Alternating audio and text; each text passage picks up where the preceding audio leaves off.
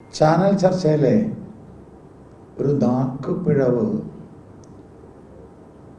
ഭാരതീയ ജനതാ പാർട്ടിയുടെ പ്രവർത്തകർക്ക് നേരെ സംഘടിതമായ രീതിയിൽ പോലീസ് ഗുണ്ടായിസം നടത്തുകയാണ്. ചാനൽ ചർച്ചയിൽ ഒരു നാക്കുപിഴവ് സ്വാഭാവികമാണ്. നാക്കുപിഴവുണ്ടാവാത്ത ഒരാളും കേരള രാഷ്ട്രീയത്തിലില്ല. നാക്കുപിഴവിൻ്റെ പേരിൽ കേസെടുക്കണമെങ്കിൽ പിണറായി വിജയനെതിരെ ആദ്യം കേസെടുക്കണം. നാക്കുപിഴവിൻ്റെ പേരിൽ കേസെടുക്കണമെങ്കിൽ പ്രതിപക്ഷ നേതാവിൻ്റെ പേരിൽ ആദ്യം കേസെടുക്കണം. നാക്കുപിഴവിൻ്റെ പേരിൽ കേസെടുക്കണമെങ്കിൽ CPM കോൺഗ്രസ് നേതാക്കന്മാർക്കൊക്കെ കേസെടുക്കണം.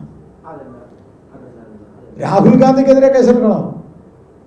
രാഹുൽ ഗാന്ധിയുടെ നാക്കുപിഴവ് കോടതിയിൽ പല പ്രാവശ്യം ചോദ്യം ചെയ്യപ്പെട്ട് കോടതിയിൽ മാപ്പ് പറഞ്ഞു വന്ന് വീണ്ടും നാക്കുപിഴവെന്ന് പറഞ്ഞ് തോന്നിയ ദിവസം പറയുന്ന ആളാണ്.